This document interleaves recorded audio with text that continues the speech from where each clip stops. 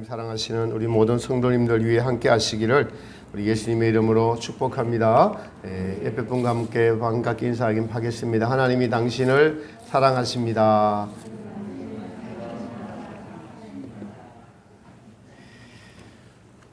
오늘 본문은 산상수훈의 주님의 귀한 말씀이죠. 산상수훈의 말씀은 우리가 늘 읽고 듣고 또 외우고 삶에 적용을 시켜야 될 귀한 말씀입니다. 주님께서 제자들을 불러서 따로 이렇게 산상수훈의 말씀을 하시면 사실은 이 말씀을 자세히 들여다보면 그 이면에는 천국을 주시려는 하나님의 뜻이 있는 것을 알 수가 있습니다. 네, 그러니까 지금 산상수훈에 여자를 보고 음욕을 품는 자마다 간음한 자니라, 또 형제를 미워하는 자마다 살인한 자니라 라고 말씀하시죠. 그리고 비판하지 말라, 이런 말씀은 아마 한 주간 살면서 여러분들이 한 번씩은 다 범죄했던 내용들일 겁니다. 아마 살면서 걸렸던 것. 그런데 주님은 왜 산상수훈에서 이 말씀을 하시냐 하는 것이죠. 우리가 천국은 그래서 여자를 보고 음욕을 품는 나라도 아니고 형제를 미워하는 나라도 아니고 그리고 이웃을 비판하고 정죄하는 나라가 아니고 이웃을 사랑하면서 이웃을 섬기면서 사랑하면서 살아가는 나라, 서로 이해하면서 살아가는 나라, 하나님이 거룩하니 우리도 거룩한 나라가 천국인 것을 우리에게 알려주시려고 우리의 죄 가운데서 가장 사실은 지키기 어려운 비판하는 죄, 비판하는 것뿐만 아니라 헤아리는, 속으로 생각하는 거예요. 아, 잘생겼다 못생겼다, 돈이 있어 보인다 없어 보인다, 나이 생각보다 나이가 젊어 보이네, 뭐 이런 거 다 헤아리는 것들입니다. 이것들을 보니까 비판하는 것이고 헤아리는 것이고 그것이 너희 안에 있는 덜보다라고 말씀을 하고 계셔요. 그래서 이 덜보를 빼지 않고는 밝히 보지 못한다. 밝히 보지 못한다라는 것은 하나님의 관점으로, 예수님의 관점으로 못 본다는 겁니다. 그러니까 자기 관점으로, 어두운 관점으로 본다는 거예요. 어두움에 속해 있고 살고 있다라고 말씀하시는 것이죠. 제가 설교 시작하기 전에 최근에 제가 좀 더 예민하게 성령님의 말씀에, 성령님의 음성에 귀 기울이려고 하는 은혜를 조금 더 과거에 비해서는 좀 받고 있습니다. 그래서 지난 금요일 날, 금요 기도에 나온 분들은 좀 아시는데, 이제 새벽에 기도를 하면 오늘은 시간이 있으니까 무엇을 할까요? 라고 이렇게 주님께 기도하면은 능력봉 위에서 손 들고 기도하는 모습을 딱 비춰주셔요. 그래서 오늘은 능력봉에 올라가서 기도해야 되겠구나 라고 하는데, 그 전에 수요일 날 가가지고 너무 힘들어서 올라가다가 포기하고 도토리 몇 개 주워서 중간에 내려온 적이 있습니다. 그래서 오늘은 올라가야 되겠다라고 이제 마음을 먹고 준비해서 올라가는데, 제가 능력봉 올라간 역사 중에서 제일 힘들고 어려워요. 한 걸음 한 걸음이 얼마나 힘든지 정말 중간에 포기하고 싶은 마음이 수도시 들었습니다. 그런데 또 하늘에 먹구름이 잔뜩 끼어 있어요. 먹구름이 잔뜩 끼어 있어서 속으로 그래, 비만 떨어져 봐라, 안 올라간다 했는데 3분의 2점 올라가는데 비가 후두둑 떨어지는 거예요. 그래서 이참이 잘 됐다 싶어서 포기하려고 하는데 제 세미한 음성이 또 아침에 기도할 때 능력봉에서 손 들고 있는 모습이 보여지는 겁니다. 그게 저는 성령의 음성이라고 듣고, 그래, 오늘은 죽으면 죽으리라 라고 올라가야지. 근데 제 속에서 오늘은 네가 올라가서 기도할 동안에 비 안 올 것이다, 올라가라, 막 계속 그렇게 재촉하는 음성이 들립니다. 그래서 올라갔습니다. 여러분, 제 개인적인 체험입니다. 정말 힘들게 어렵게 올라가니까 하나님이 크신 은혜로 함께 해주셔서 거기서 또 결단합니다. 이제는 낮에만 올라오지 말고 낮에는 바쁘니까 밤에 올라와라. 밤에 올라와서 더 기도하면 내가 더 좋아하지 않겠느냐. 여러분, 거기 가서 저 정화교회에서 기도하지 않습니다. 하나님이 나라와 민족을 위한 기도를 시켜요. 나라와 민족을 위한 기도. 정화교회 기도도 합니다. 잠깐 내려와서. 나 꼭대기에 올라가서 손 들고 하는 기도는 그렇게 되질 않아요. 그렇게 하나님께서 시키십니다. 그리고 거기서 또 좋은 일을 하고 내려오면서 내려오는데 3분의 2점 내려오는데 비가 억수같이 쏟아졌습니다. 비가 억수같이 금요일 날 쏟아졌어요. 그 비를 맞고 근데 저는 우위를 가지고 다니기 때문에 좀 덜 맞았습니다. 안 맞았죠. 내려오는데 등산객들이 7, 8명이 남의 처마 밑에서 그냥 비를 막 부들부들 맞으면서 피해서 있는 것을 지나쳐 가다가 저분들에게 선을 행해야 되겠다 싶어서 차를 뒤로 그대로 돌려서 그분들을 태우다가 불광역까지 내려다 주면서 예수님을 차에 달려있는 십자가로 전했습니다. 그렇게 하고 그날 저녁에 금요 기도회를 하는데 제 기준입니다. 아주 뜨겁게 하나님의 성령님으로 충만하게 찬양도 충만하게 기도도 충만하게 아마 안 나온 분들이 그때 광경을 봤으면 엄청 후회했을 정도의 뜨거움이 성령 충만함이 금요 기도회 때 있었습니다. 다 주님의 은혜죠. 제가 이것을 간증하려고 하는 것이 아니라 그날 밤 꿈을 꾸었습니다. 그날 꿈을 꿨는데 제가 아주 너무나 생생합니다. 제가 제 귀에서 기지가 떨어지는데 어느 정도 크기냐면은 여러분 배터리 제일 큰 거 있잖아요. 배터리 제일 큰 거 그 정도 크기가 제 귀에서 쑥 빠져나오는 거예요. 그래서 그 순간 너무나 감사했습니다. 드디어 뭔가 하나 해결됐구나 하는 그런 느낌이 제 안에 확실히 들렸습니다. 무엇이냐 하니까 곰곰이 이제 꿈을 깨고 생각을 해보니까 힘들고 어렵고 자기를 부인해서 한 걸음 한 걸음 순종해서 그 고통의 걸음걸음들을 옮기고 주님의 음성에 순종하는 것이죠. 아침에 제게 명령하신 바를 그날 너무 힘든 가운데서도 그것을 순종하였더니 그러니까 주님의 말씀을 들을 수 있는 귀가 뚫렸다라는 것에서 너무나 감사했습니다. 그날 이후로 주님의 음성이 똑같은 말씀을 읽어도 더 또렷하게 더 정확하게 들려옵니다. 보입니다. 그래서 순종하는 것이 들리는구나. 여러분 우리가 산상수훈의 말씀을 수도 없이 읽어도 안 들립니다. 왜냐하면 우리 안에 있는 덜보로 보고 듣기 때문에 여러분 안 들립니다. 오늘은 들리는 은혜가 있기를 축복합니다. 보이는 은혜가 있기를 축복합니다. 하나님의 말씀은 살아서 운동력이 있습니다. 누구에게요? 마음이 정직하며 순종하는 분들에게 반드시 하나님의 말씀은 들려지게 되어 있고 하나님의 말씀은 우리에게 힘이 있고 우리를 인도해 가시는 말씀인 것입니다. 오늘 본문에 티가 나오고 덜보가 나옵니다. 덜보를 빼면은 밝히 보인다는 건 무슨 뜻일까요? 신앙생활에서 우리는 비판하지 않고 헤아리지 않는 신앙생활을 여러분 생각해 본 적이 있으십니까? 이것 때문에 고민해 본 적이 있으세요? 그래서 내 안에 덜보가 진짜 무엇인지 정말 고민하며 이것과 싸우며 씨름하며 살아가야 하겠구나라고 생각하면서 신앙생활을 하고 계신지요?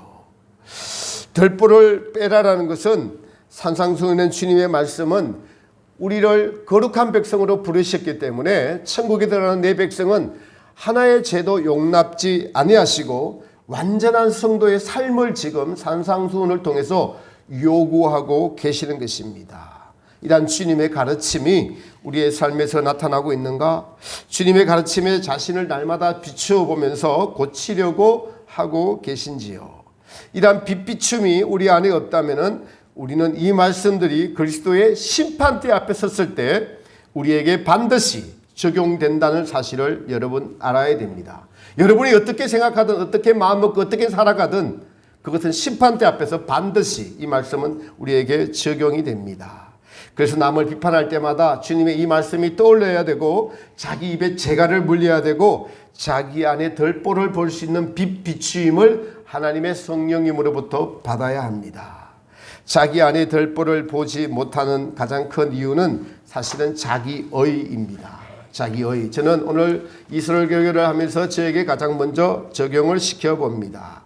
사실 우리의 모든 의로움은 여러분이가 제가 이 자리에 서 있는 것 자체가 예수님의 십자가 공로의 은혜 때문에 이 자리에 있는 줄 믿습니다. 그래서 우리는 그 의로움, 의로움으로 예수님으로 모든 믿음의 그 의로움으로 살아가는 신자들이죠. 그러나 계속 그렇게 살아가지 못하는 것이 문제입니다. 그래서 자기의 의의 즐거움과 자기의 의로부터 오는 힘으로 살아가는 성도들도 많이 있다는 사실입니다. 이 자기 의에 대해서는 마태복음 7장 1절에서는 이렇게 기록하고 있어요. 사람에게 보이려고 너희 의를 행치 않도록 주의하라 라고 말씀하십니다. 사람에게 보여서 자기 만족을 찾으려는 자기 의가 우리의 영적인 눈을 가리게 합니다.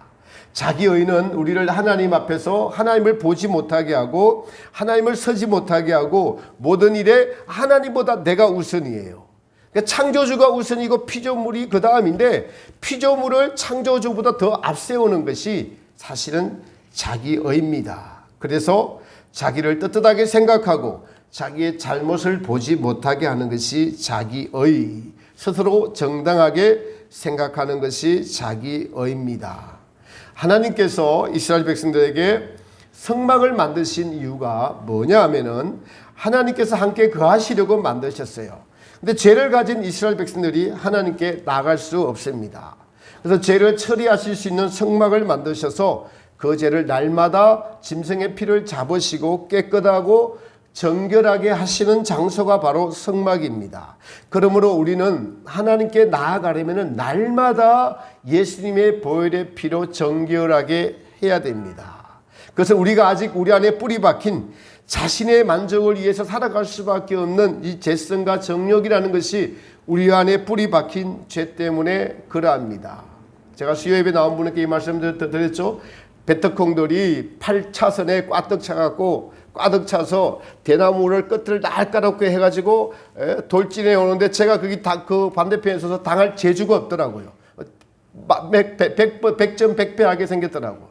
근데 그 뾰족하게 가르치는 것이 뭐냐니까 여러분 성경의 핵심 진리에서 심령도표에서 죄성과 정욕이 그냥 날카롭게 나를 향해서 나를 지배하고 있는 모습으로 그렇게 해석이 되었습니다. 오늘 본문에 비판한다는 것은 죄성과 정욕으로 남을 본다는 거예요. 덜보를 가진 상태로 남을 본다는 것입니다. 이 덜보는 그러니까 우리의 정욕과 죄악성을 가리켜 말합니다. 예수님의 눈으로 예수님의 관점으로 보지 못하고 자기의 관점으로 보고 말하면서 남을 정죄하는 것을 의미합니다. 자기 이익을 위해서 살아가는 인간의 본성은 남을 비판해서 남을 낮추고자 하는 악한 본성이 있습니다. 남의 잘못을 용서해 주지 않으려는 무자비함이 우리 안에 있어요. 우리가 남을 비판하는 것에서 정말 주의 있게 살펴야 되는 것이 자기의이죠. 5절에서도 외식하는 자여 썩과 끝이 다른 자여라고 말씀하고 있습니다. 외식이란 안과 밖이 다른 자를 가리켜 말합니다. 자신의 허물을 보지 못하고 남의 허물을 보고 말하고 판단하는 자를 가리켜 말하죠. 6장 1절에서 사람에게 보이려고 자기 의를 행치 않는 것도 같은 말씀이라고 할 수가 있겠습니다. 이 자기 의는 신앙을 방해하는 가장 큰 적임에도 불구하고 우리가 잘 알지 못하고 깨닫지 못하는 것입니다. 이 자기 의는 아주 깊이 뿌리 박혀 있는 우리가 날마다 사실은 이 자기의 안에 갇혀 살면서 자기 감옥에 자기의라는 감옥 안에 갇혀 살면서 보지 못하는 죄입니다. 자기의는 모든 것이 자기가 기준이에요. 하나님의 말씀이 기준이 아니라 하나님의 말씀조차도 자기 위주로 해석을 하고 바라봅니다. 교회를 바라볼 때 교회가 세상 사람들이 사랑이라고 그랬잖아. 교회는 정직하라 그랬잖아. 교회가 왜 이 모양이야 라고 비판하는 것이 전부 다 자기의인지 모르죠. 자기의 생각, 자기의 관점, 자기의 경험을 그리스도의 말씀보다 더 우위에 놓기 때문에 생기는 것들입니다. 주님은 이 자기의로 가득한 서기관과 바리새인들에 대해서 세리와 비교하면서 말씀하셨어요. 예수님 당시에 유대인의 통치를 받았죠. 로마의 통치를 받았습니다. 예수님께서 이 비유를 하시면서 세리와 바리새인들을 언급하시는데 바리새인들은 율법의 문자 하나하나에다가 세세하게 의미를 부여해서 실천하고자 했던 사람들이 바리새인이었습니다. 외형상으로는 아주 모범적이었어요. 근데 그들의 속에는 돈을 사랑했습니다. 권위와 명예를 내세웠어요. 자기들의 행한 선을 자랑했습니다. 이들을 향해서 주님은 도리어 세리들은 자신의 죄를 알고 뉘우치지만은 바리새인들은 자신의 공덕을 높입니다. 이것이 자기 의와 회개하는 자의 차이점이죠. 회개하는 세리와 자신의 의, 자신의 공덕을 높이는 바리새인. 이 바리새인이 자신을 높이는 것이 자기 의가 되었습니다. 우리가 오늘날 교회 안에서 자신의 의를 높이는 것, 나 모태신앙이야, 나 목사야, 나 이 교회에 얼마 되었어, 자신의 직분을 자랑하거나 스스로 자랑하는 것, 스스로 의로워 의를 내세우는 것, 주님을 사랑해서 모든 것을 하는 것이 아니라 직분 때문에, 내 명예 때문에, 내 위치 때문에 일한다면 그건 거의 다 자기 의로 돌아갑니다. 우리는 이 자신의 의가 왜 이렇게 오랫동안 신앙생활을 했음에도 없어지지 않고 생명력을 유지하면서 우리 안에서 깊이 뿌리 박히면서 우리를 괴롭히는지를 자세히 살펴보아야 합니다.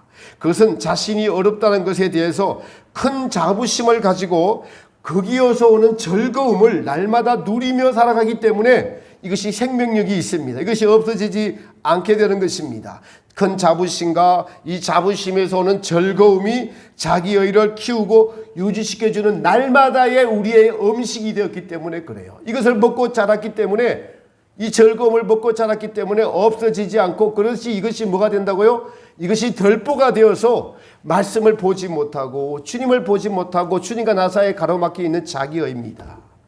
그렇기 때문에 진정한 주님으로부터 오는 선, 주님으로부터 오는 기쁨, 주님으로부터 오는 평강, 이것을 맛보지 못하고 도리어 때로는 이 자기의는 하나님께로부터 오는 것도 자기 것으로 소화시키는 블랙홀이에요. 아주 무섭고 치명적인 것이 자기의입니다. 기도 많이 하는 것.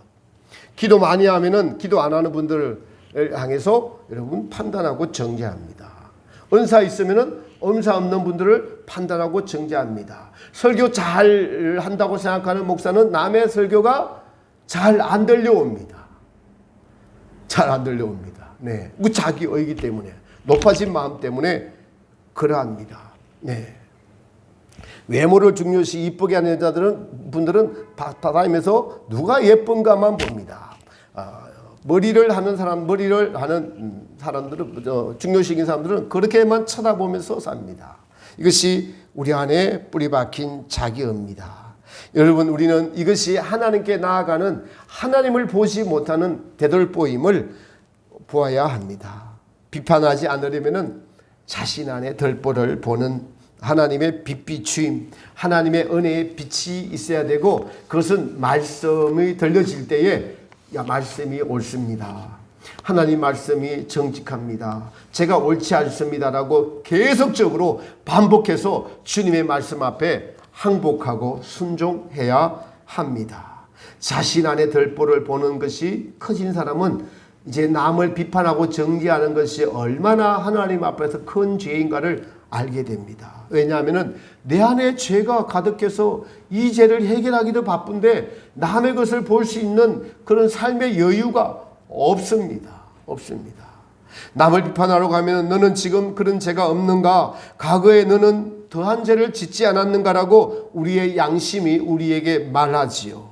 주님께서 요한복음 8장에 가늠하다가 현장에서 잡혀온 여인에게 모두가 돌을 던지려고 할 때 주님은 누구든지 죄 없는 자가 먼저 돌로 치라라고 하시니까 주변에 있던 사람들이 모두 다 도망을 가고 예수님과 그 여인만 남았다라고 기록하고 있습니다. 예수님은 그 여인에게 나도 너를 정죄치 아니하노니, 이 말씀의 결론을 보면 우리는 아무도 남을 비판하고 정죄할 수 있는 사람이 한 명도 없다라는 것을 알 수가 있습니다. 예수님은 용서하러 오셨습니다.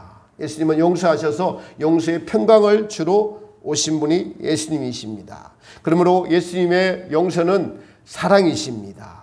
죄를 정죄하는 것은 비판이고 사랑이 없는 것이 사실은 비판이에요. 내가 비판할 때는 그 이웃을, 그 형제를, 그 누구를 사랑하는 마음이 전혀 없는 것입니다. 그러므로 우리가 적극적으로 이 비판하는 이걸 이기려면 내 안에 덜보를 보려면 사랑해야 됩니다. 사랑해야 됩니다. 상대방의 약함이 보이거든 나는 비판하지 않을 거야라고 하면서 입을 다무는 것도 그거는 소극적인 방편이고요. 거기서 그치면요 입으로 안 해도 속으로 헤아려요. 속으로 헤아립니다. 그래서 이 비판과 헤아림은 같은 것이죠. 비판이 말로 하는 것이라면 헤아리면 생각으로 마음으로 범하는 죄입니다. 우리가 얼마나 이웃을 헤아리며 살아가는지요. 가만히 있으면 그런 생각이 막 이렇게 혼자서 안에서 계속 꼬리를 물고 돕니다.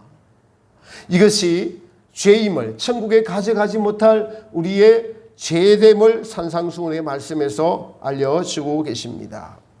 루이사 피카리타의 책에서 주님은 루이사에게 이렇게 권고하시는데요. 주님의 이 말씀이 제가 순간적으로 싹 스쳐 지나가는데 얼마나 은혜가 되는지 모릅니다. 너는 잘 여러분 이 말씀을 뜻을 잘 생각해 보세요. 너는 입이고 나는 말이다. 너는 심장이고 나는 심장 박동이다. 너는 발이고 나는 걸음이 되게 하라. 다시 말씀드릴게요. 너는 입이고 나는 말이다. 너는 심장이고 나는 심장 박동이다. 너는 발이고 나는 걸음이다. 이 말은 너희 말로 다른 사람을 살려라는 것입니다. 너희 심장 박동이 하나님을 사랑하고 이웃을 사랑하는 심장 박동이 되게 하라는 것입니다. 나의 심장으로 일하라. 사랑으로 일하라. 사랑으로 생각하고 말하라. 너는 발이고 나는 너의 걸음이 되게 하라. 내가 원하는 것으로 걸어가고 멈추고 행하라. 이 말씀입니다. 온 우주와 피조물은 사실 하나님의 세계요 하나님의 나타나심의 현현입니다. 그런데 인간만이 하나님이 아닌 자신의 세계를 가지고 있고 자신의 기준을 가지고 있는데 그것이 하나님을 알지 못하고 자신의 기준으로 생각하고 말하고 행동하는 잘못을 범하고 있어서 주님은 루이사 피카리타 여인에게 너는 이제 나의 마음을 아는 자가 되었은즉 나의 말이 되고 나의 걸음이 되고 나의 심장의 박동이 되는 자가 되어라 라고 권고하는 말씀이 그냥 스쳐 지나가면서 하시는 말씀인데 제게 쑥 들어왔습니다. 우리는 입이고 주님은 말씀입니다. 우리의 입을 사용해서 주님의 말을 하게 하라. 주님의 심정이 되어라. 우리의 심장을 뛰게 하셔서 주님의 심정으로 살아라, 말하라, 행동하라.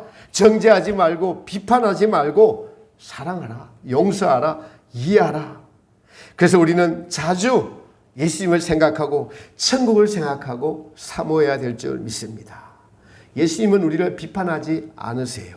참아주시면서 그 여인에게 내가 너를 정죄하지 아니하노니 누가 너를 정죄하던 이가 있더냐? 아무도 없다라고 말씀하셨어요. 이 비판에는 뿌리 박힌 자기의가 있는데 그 자기의는 자기 즐거움이라는 날마다의 음식이 그 우리에게 맛이 되었기 때문에 우리가 이것을 버리지 못하고 있는 실상입니다.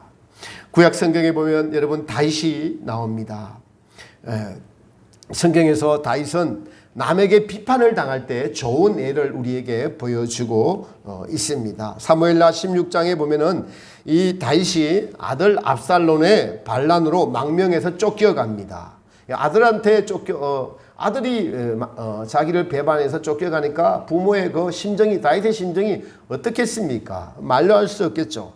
그런데 이제 사울의 집 족속 중 하나인 시므이가 등장하면서 그가 다윗과 그의 신하들을 향해서 막 돌을 던지면서 저주합니다. 시므이가 저주하는 말은 이 피를 흘린 자여, 그러니까 사울의 집안에 피를 흘렸다는 것입니다. 피를 흘린 자여, 비루한 자여, 가거라 가거라.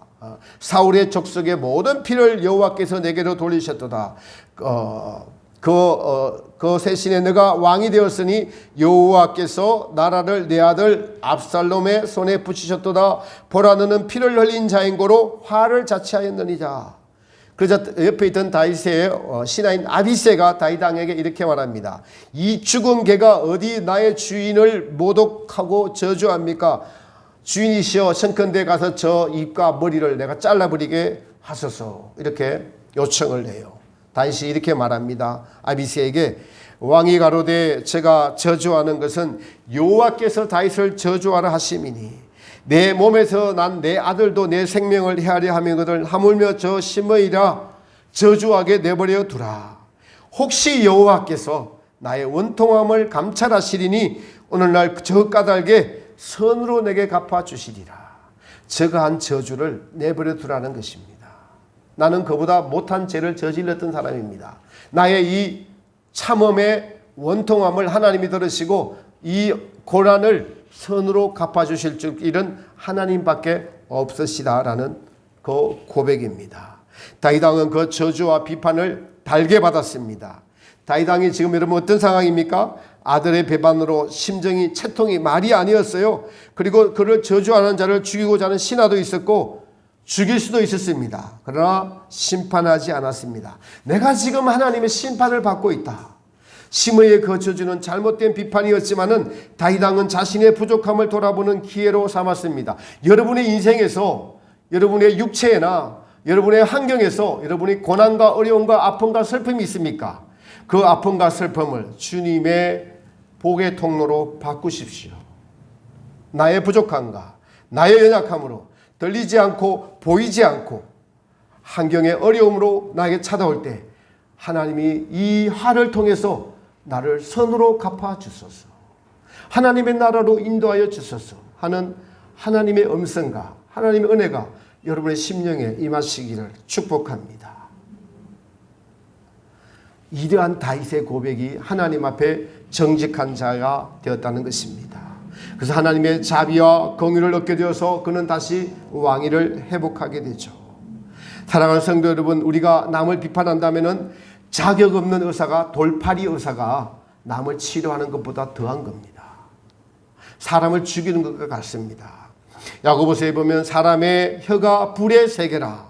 한 입으로 하나님을 찬송하고 사람을 저주하는 것이 마땅치 않느니라.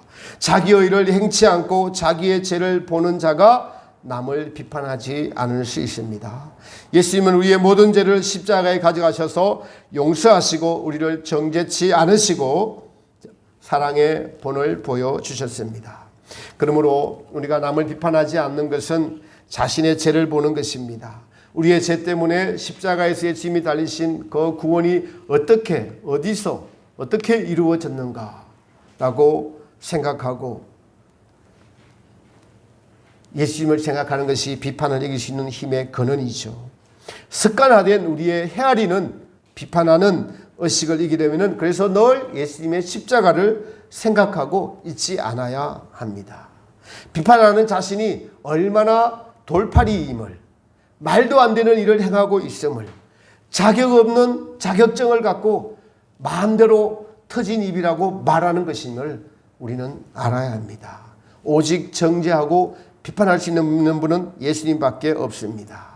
비판하지 않고 헤아리지 않는 상태의 신앙은 이제 우리가 경험적으로 합니다. 오직 하나님의 은혜 아래에 있을 때 내 안에 있는 죄의 더러움과 불결함을 내가 볼 때 내가 남을 볼 수 없을 정도로 하나님 앞에 죄인임을 깨닫고 안다면 우리는 남의 죄에 간섭하는 것이 얼마나 주제 넘은 일인지 깨닫게 될 것입니다. 그러므로 우리는 늘 주님의 은혜 아래에 있도록 깨어 있어야 할 줄 믿습니다. 우리 안에 들 뿐은 우리가 은혜 아래에 있지 않다면 적각 발동해서 비판하고 헤아리는 역할을 합니다. 순간적으로 눈살을 찌푸리거나 저게 뭐냐, 저러면 안 되지, 큰일 났네, 큰일 났어 하면서 발동을 합니다. 오늘 화장실에 있는데 교회 제일 먼저 찾아온 분이 누구냐 하니까 막 큰 소리로 목사님 불러서 아이고 너 새로운 성도가 찾아오셨냐라고 화장실에서 긴장해서 대답을 할까 말까 하는데 보니까 자꾸 부르는 게 돈을 얻으러 왔어요. 그래서 제가 대답 안 하려고 하다가 계속 부를 것 같아서 목사 여기 화장실에 있습니다 라고 하니까 그러면 그냥 가지요 뭐 하면서 돈 안 받고 갔습니다. 그 순간적으로도 그분을 불쌍히 여기지 못하고 긍휼히지 못하고 돈만 다 얻으러 다니는 사람이라고 비판하는 것이 제 안에서 쑥 올라오더라고요. 사랑하지 못하고. 그 인생이 얼마나 불쌍한 인생입니까? 은혜 아래 있지 않으면 깨어있지 않다면 계속 이렇게 비판하고 정죄하는 것이 우리입니다. 저입니다. 여러분.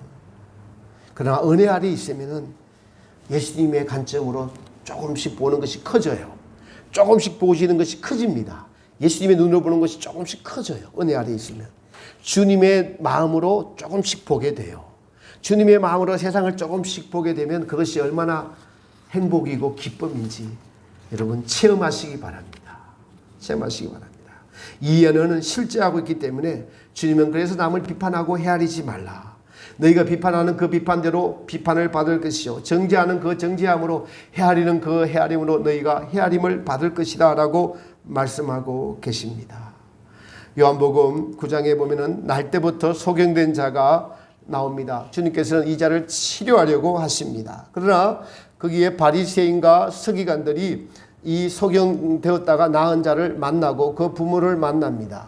그래서 그 소경된 자가 이렇게 말합니다. 나를 눈을 뜨게 하시는 이가 있는데 당신들은 누구냐? 당신들의 그 사람 제자입니까? 라고 하니까 그 바리새인과 서기관들이 이게 소경으로 원래부터 죄 가지고 태어난 것이 우리를 가르치려고 해? 우리는 바리새인이야. 이렇게 말합니다. 그러니까 그 소경이 이상하게 여깁니다. 근데 이제 그 장의 마지막 장에 이 바리새인과 서기관들이 예수님 앞에 옵니다. 예수님 앞에 와서 이렇게 질문들을 하고 예수님과 대화를 합니다. 예수님께 그 바리새인들에게 이렇게 말씀하세요. 너희가 다 안다고, 너희가 다 본다고 하니까 너희 죄가 거저 있느니라. 너희 죄로 너희는 보기 때문에 너희는 하나도 못 보는 소경이다. 그러니까 조금 알아들을 듯 말 듯한 바리새인들이 이렇게 대답합니다. 우리가 소경인가? 이렇게 하고 그게 끝나요. 여러분 소경입니까? 여러분 혹시 바리새인 아니세요? 본다고 하고 있지 않으세요? 이게 죄이고 이게 바리새인이고 이게 소경입니다. 내 안에 들보를 보는 것은 내 안에 죄를 늘 보는 것입니다. 정상적인 그리스도인은 빛이 내게 빛입니다. 나의 이 죄가 얼마나 비참한가를 보는 것입니다. 이 죄가 나를 얼마나 괴롭게 하고 또 남을 괴롭게 하며 예수님께서 이 죄 때문에 십자가에 못 박히신 것을 보아야 합니다. 그래서 내가 주님 앞에 용서받은 죄인이 되어야 우리는 남을 비판하지 않고 용서할 수 있습니다. 나의 이 죄 때문에 십자가에 달리신 예수님을 생각하고 스스로 낮추면서 스스로 비천하게 여기는 자가 그래서 다윗처럼 이웃이 나를 비판할 때 저 비판이 하나님이 허락하셨다고 생각하면서 혹시 이 일로 나에게 하나님의 선한 공의를 베풀어 달라는 다윗의 그 낮아짐의 겸손이 우리를 구원에 이르는 길인 것입니다. 그래서 우리는 더 자주 나의 죄 때문에 십자가에 달리신 예수님을 생각하면서 죄의 비참함과 부패함과 더러움과 자기의 의로 자기를 교묘하게 높이고 남을 낮추려고 하는 우리의 교만함 이런 것들을 주님의 은혜로 봐야 합니다. 자신을 자꾸 낮추고 또 낮추고 아무리 낮춰도 우리는 지나침이 없습니다. 이러한 은혜의 삶을 살 때 비로소 내 안에 뿌리 박힌 배트공이 8차선으로 꽉 밀려 들어오면서 피할 방법이 하나도 없는 것을 보여주시는 것이죠. 그리고 모든 심판은 주제넘게 비판하는 것이 심판하는 것입니다. 주제넘은 나의 행동이다. 나의 어떠함이다. 여러분 우리는 창조주도 아니고 하나님도 아니에요. 그런데 우리가 남을 비판하고 남을 함부로 헤아리는 어마어마한 죄를 사실은 짓고 있는 것입니다. 우리에게 상 주시는 분도 천국도 주시는 분도 하나님이시고 예수님이시고 심판하시는 분도 예수님이십니다. 주님께서 오늘 우리의 삶의 현장에서 너무나 쉽게 일어나는 우리의 삶의 일부분이 되어버린 남을 비판하지 말고 너 안에 들보를 보라는 말씀은 매우 중요한 말씀입니다. 우리가 이것에서 조금 더 이 나의 들보로 남을 보는 것에서 벗어나야 합니다. 예수님을 사랑하십시오. 예수님을 생각하십시오. 이것이 벗어나는 방법입니다. 사랑은 남의 허물을 덮어줍니다. 예수님이 우리의 죄를 덮어주시고 용서해 주시고 사해 주셨습니다. 이것만이 자기의 일을 이기고 남을 비판하는 것을 이기고 아직도 온전히 해결되지 않은 내 안의 죄악성과 정욕을 보는 것이죠. 사랑하는 성도 여러분, 이웃을 비판하지 않고 사랑하는 그 심령이 천국입니다. 그 천국을 여러분의 심령 안에 이루어 가시기를 주님의 이름으로 축복합니다. 주님은 이 나라를 이루려고 오셨고 먼저 너의 자신의 들보를 보라고 오늘 말씀하고 계십니다. 이 말씀은 성숙한 그리스도인이 되려면 반드시 통과해야 될 숙제입니다.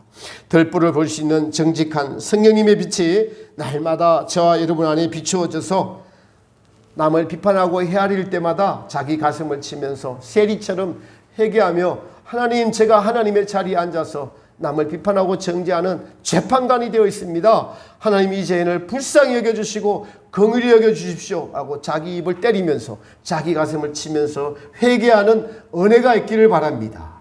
회개하는 자에게 하나님은 자기의 덜보를 보여주실 것입니다. 그렇게 될 때 나 이 죄의 비참함과 더러움과 부패함과 이것이 바로 나이구나라는 걸 깨닫고 비판함과 헤아리는 것을 떠오를 때마다 이것이 죄이고 몸서리 쳐져서 다시는 이 죄를 짓지 않으면 좋겠다라는 성령님의 음성과 빛을 받고 우리가 안에 하나님의 나라, 하나님의 천국, 예수님이 실제하시는 그 천국이 이루어져가는 나라가 이루어지기를, 여기에까지 이르는 모든 성도님들의 신앙이 되기를 살아계신 예수님의 이름으로 축복합니다. 찬송가 528장 드리면서 봉헌하겠습니다.